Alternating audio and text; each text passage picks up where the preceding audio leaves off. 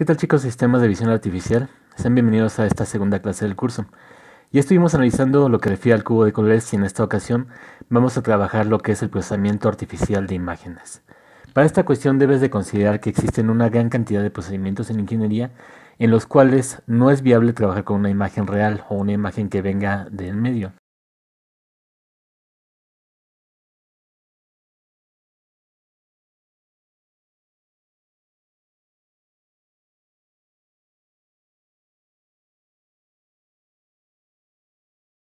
Esta cuestión se da sobre todo en los ambientes tridimensionales, donde no siempre tenemos acceso al modelo original o el modelo que da origen a lo que estamos trabajando. Entonces, en aquellos casos lo que necesitamos es aproximarnos a través de algoritmos matemáticos a una imagen cercana. Y esto se logra a través de la teoría que ya visualizamos con lo que es el cubo de colores RGB. Vamos a trabajar en el ambiente de MATLAB. Colocamos los comandos de siempre, decimos lc, clear all, y de la misma forma con close all. Después vamos a definir cuál es el tamaño de la imagen que queremos trabajar. Decimos que X va a ser de 600 píxeles. Y como se trata de una imagen cuadrada, definimos entonces a Y también a 600 píxeles.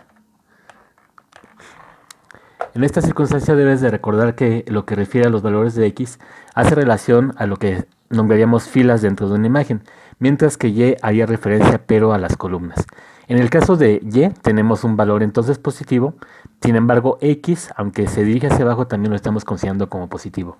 De tal manera que siempre en una imagen lo que vamos a trabajar como lo que sería el vértice base o el punto base es lo que se encuentra en la esquina superior izquierda. Ahora vamos a procesar esta imagen. Decimos for y es igual desde 1 hasta X. Después vamos a expresar algo muy similar pero para Y. For J es igual desde 1 hasta el valor de Y. Después de eso colocamos el comando end y otra vez end. Después de esto vamos a definir cuáles son las capas de colores. Empezamos declarando la matriz en rojo. Decimos R en la posición I, J va a ser igual y colocamos el valor de 0. Después de los ciclos for colocamos ahora el comando inShow y decimos que nos presente a R. Ejecutamos el programa para verificar su operación. Bien, visualizamos que sí se conformó una imagen, esta imagen de color negro. Ahora, lo que tenemos que observar aquí es un par de cuestiones un poquito extrañas. Primero, ¿por qué razón apareció de color negro? Pues porque estamos definiendo una capa que tiene un valor de 0. Y anteriormente mencionamos que lo que refiere a un valor de 0, 1 o 2, o lo que se encuentre muy próximo a este valor mínimo, siempre va a tener una tendencia oscura. Y sin embargo, lo que se encuentra más próximo al 255 es lo que va a tener una tendencia mucho más clara. No obstante, ahora viene una cuestión un poco extraña. ¿Por qué razón inShow fue capaz de presentar una imagen, aunque sea oscura, si solamente hemos declarado un nivel rojo? No hemos declarado nada respecto al verde y azul. Esto ocurre únicamente en el ambiente de MATLAB. No vas a considerar que esto ocurre en otros ambientes de programación.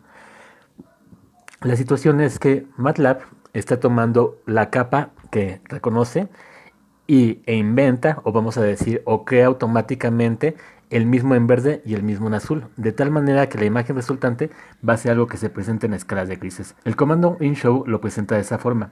Sin embargo, en otros ambientes de programación la situación ocurre de esa manera.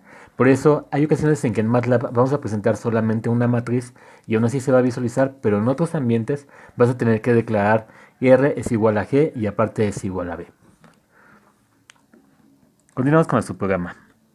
Ahora vamos a decir que G es igual a C en la posición I, J es igual a 0.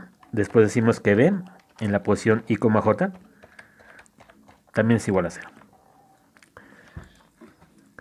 Ahora, ¿cómo empalmamos estas matrices?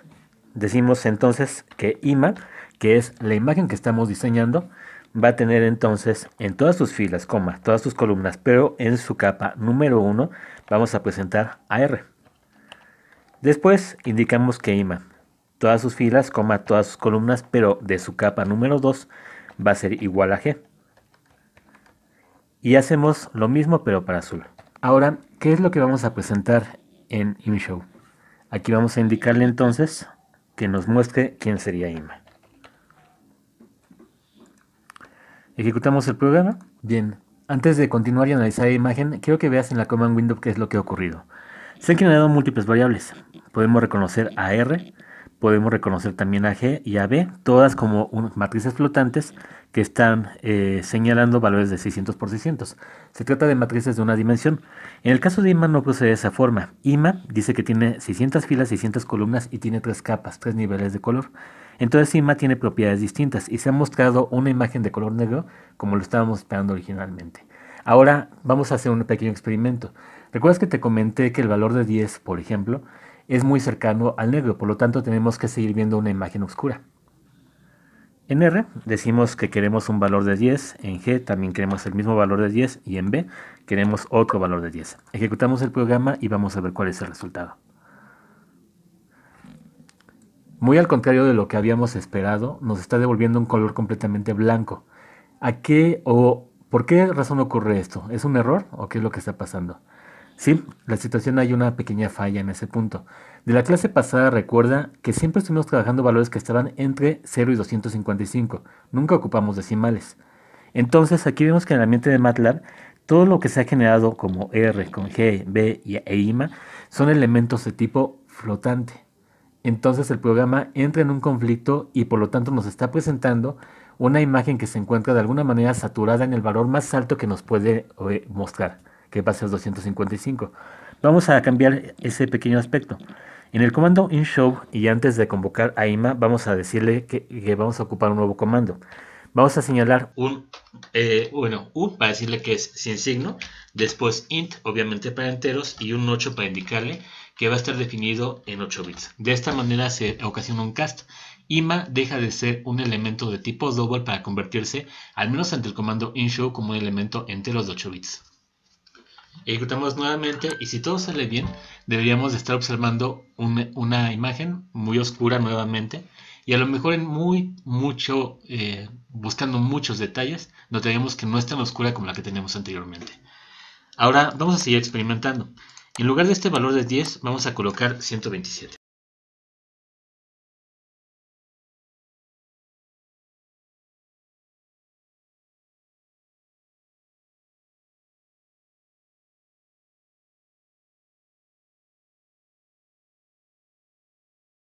Ejecutamos el programa. La expectativa es que sea una imagen de color gris. Y sí, efectivamente, aquí tenemos una imagen grisácea. Después vamos a modificar y vamos a llevar todo a 255 y la expectativa ahora es que si tengamos una imagen que sea completamente blanca.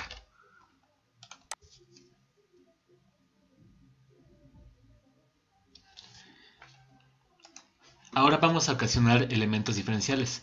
Como hasta el momento R, G y B los hemos tratado siempre bajo la misma condición, hemos estado viendo colores que son blancos, grises o completamente oscuros. Ante esta situación vamos a hacer un cambio y dejamos los colores en diferentes valores. Dejamos a R en 255, a verde en 0 y a azul en 0 también. Ejecutamos una vez más el programa y el resultado tiene que ser una imagen de color rojo. Bajo este ejercicio Postgamos se está repitiendo lo que hicimos anteriormente en el cubo de colores. Bien, este es en el caso de la generación de colores exactos. Ahora vamos a verificar un pequeño experimento. ¿Recuerdas todavía en la época de la televisión analógica cuando por alguna razón no podías sintonizar algún canal? Y en veías la pantalla llena de ruido. Vamos a hacer una simulación de eso. Vamos a colocar el valor de 255 como un valor aleatorio. Sería el random. No obstante, considerando que random nos devuelve un valor que se encuentra entre 0 y 1, lo que estaríamos realizando aquí sería entonces que ese valor esté cambiando entre 0 y 255. G y B los vamos a dejar en 0. Ejecutamos el programa. Ahora, como quiero que esta imagen se presente en un nivel de gris, vamos a configurar a G y a B en la misma cantidad. R ya fue almacenado. Ahora entonces hacemos que G tome el mismo valor que tomó R y el mismo caso para azul.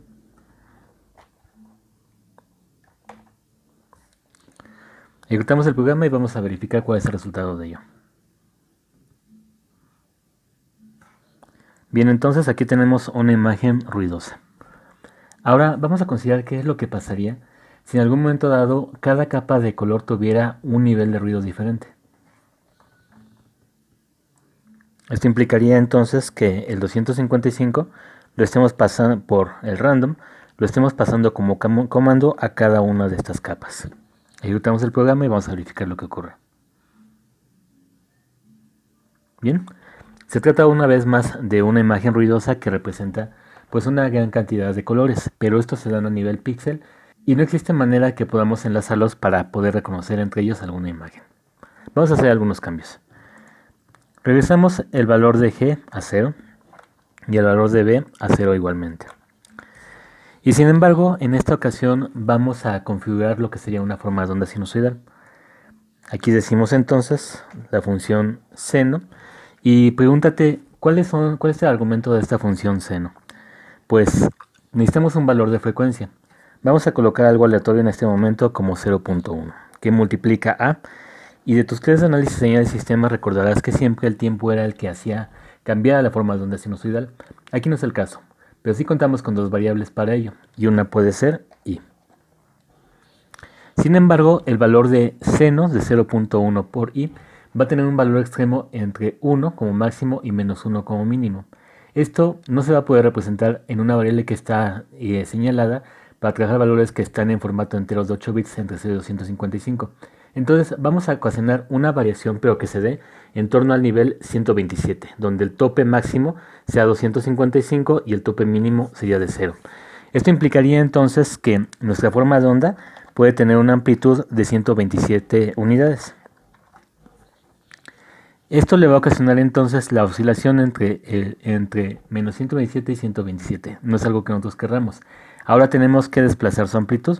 Por lo tanto, le vamos a sumar el valor de 127. Afuera del programa, donde tenemos el almacenamiento de IMA en su capa 1, 2 y 3, vamos a indicarle que discrimine lo que se encuentre en G y en B y que almacene puros valores de rojos. Ejecutamos el programa.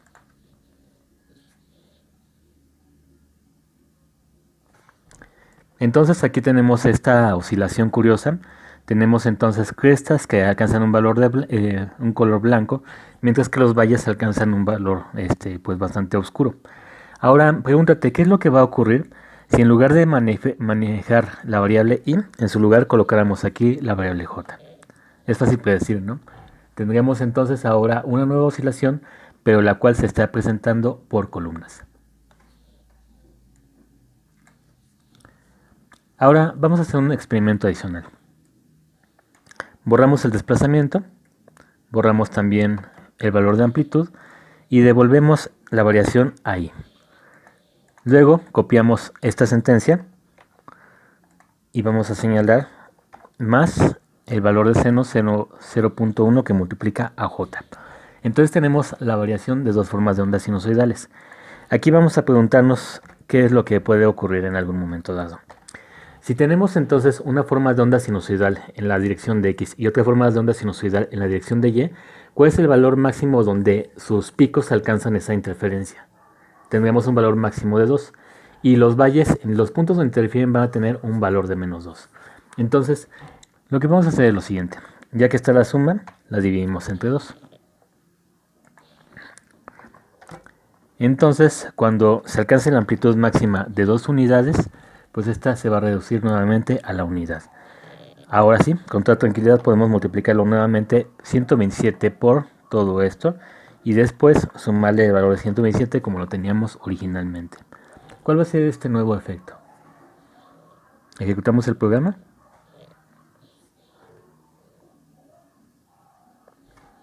Ahora vamos a cambiar un poco lo que sería la frecuencia. Para la variación en i vamos a colocar un valor de 0.5. Ejecutamos el programa una vez más. Entonces tenemos aquí una nueva distorsión. Ahora vamos a disminuir un poco esta frecuencia. Señalamos valores de 0.05 y como queremos que esto se observe en ambos casos o que la distribución sea uniforme, lo vamos a manejar en ambas frecuencias. Bien, entonces aquí tenemos el efecto de una conjugación de formas de onda. Tenemos el efecto de una suma de formas de ondas sinusoidales donde tenemos el trabajo sobre dos variables espaciales. Ahora hagamos un nuevo cambio. ¿Qué va a pasar si esto lo ingresamos por igual a los valores de... Bueno, ahora pregúntate qué es lo que va a ocurrir si este valor lo seguimos bien. Ahora vamos a retirar los valores de rojo para cada capa y restauramos lo que se tiene de verde y lo que se tiene de azul. Ejecutamos el programa una vez más. Tenemos que ver una imagen donde predomina el color rojo, pero en sus valores mínimos sigue estando un color muy oscuro. Ahora vamos a trabajar sobre una función que probablemente recordarás desde que estudias en el nivel medio superior y que sea referencia a la circunferencia. Vamos a eliminar este código. Y nuestro siguiente objetivo va a ser dibujar entonces ahora a un círculo. ¿Cómo vamos a proceder de esta forma? Primero hay que declarar el círculo. Vamos a decir entonces que el círculo depende de una magnitud que llamaremos R. Vamos a crear un valor de radio igual a 100 unidades. Después, dentro de los ciclos for, vamos a declarar un if. Aquí diríamos entonces if. Y lo que tenemos que señalar es aquella condición que define si vamos a rellenar el círculo o vamos a colorear lo que se encuentra fuera de él. Diríamos entonces, de acuerdo a lo que aprendiste en tus clases de geometría analítica. Decimos entonces si i elevado al cuadrado más j elevado al cuadrado también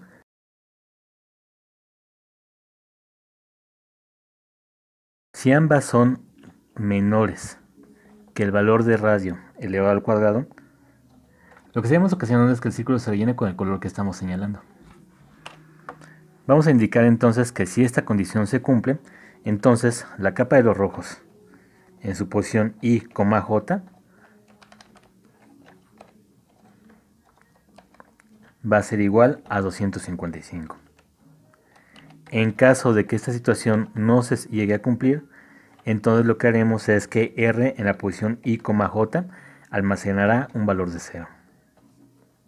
Colocamos un end para acabar con este if y después haremos que este valor se manifieste en las dos capas restantes. Ok, solo vamos a agregarle entonces aquí el nombre de radio para que no se confunda con la capa de los rojos.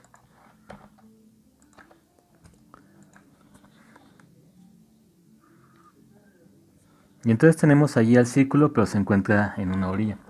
¿Recuerdas cómo se hacía en las clases de geometría analítica para cambiar la ubicación del centro del círculo? Bien, vamos a señalar lo siguiente. Decimos i menos, y como queremos que se vaya al centro de la imagen, señalaríamos x entre 2.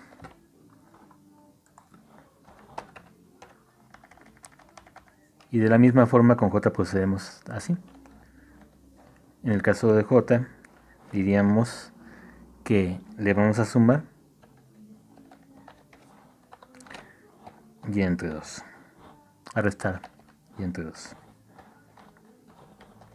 Y ahí tenemos entonces el círculo ubicado en un lugar diferente. Si nosotros queremos modificar lo que sería el radio del círculo, pues únicamente atacamos la variable. Por ejemplo, un radio de 200 píxeles se va a manifestar enseguida. Bien, vamos a dar un ejemplo adicional. En este caso vamos a trabajar una función que probablemente ya has manejado en clase. Vamos a modificar aquí los valores de if y vamos a declarar a lo que sería nuestra variable f. Vamos a decir que f es en su posición i, j es igual a, y señalamos una exponencial de menos un factor i elevado al cuadrado más j elevado al cuadrado también.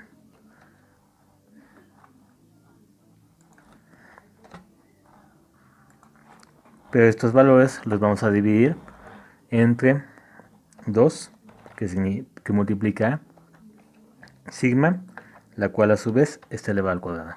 Ahora debes de recordar que esta función va a dar un valor máximo de 1, así que valdría la pena amplificarla. Y también aquí se observa que existe una variable que aún no hemos declarado. Por lo tanto, vamos a declarar un valor de sigma.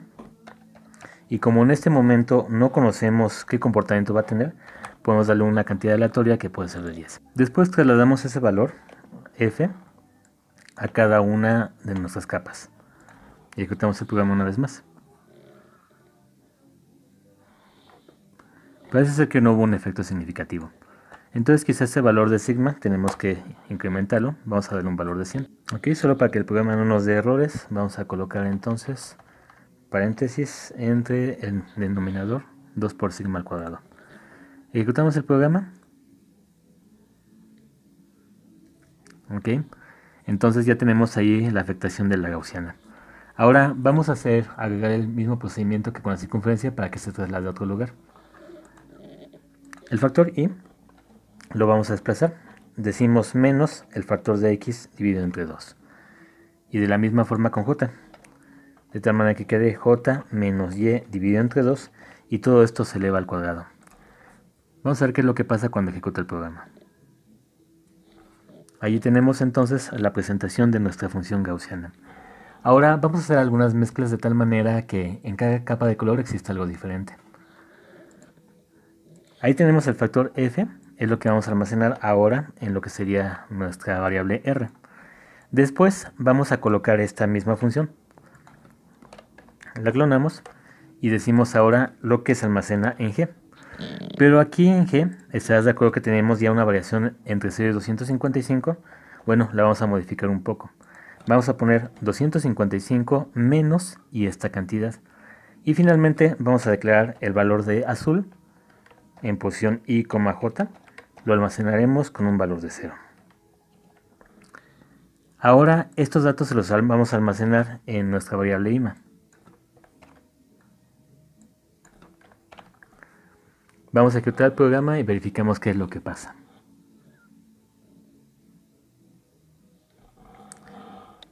Tenemos entonces ahora una composición que señala lo que sería una especie de interferencia entre los colores verde y rojo, y tenemos entonces que la presentación de la imagen está obedeciendo allí a un comportamiento gaussiano. ¿Qué pasa ahora si a b le colocamos el valor de una variable que vaya en incremento? Por ejemplo, podemos decirle que sea igual a la i.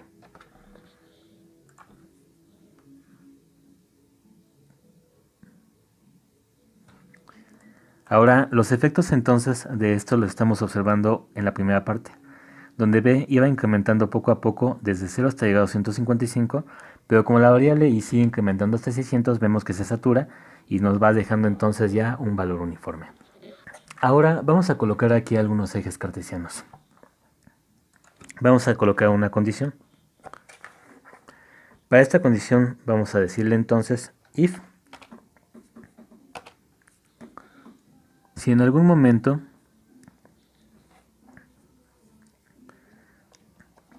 i es igual a j,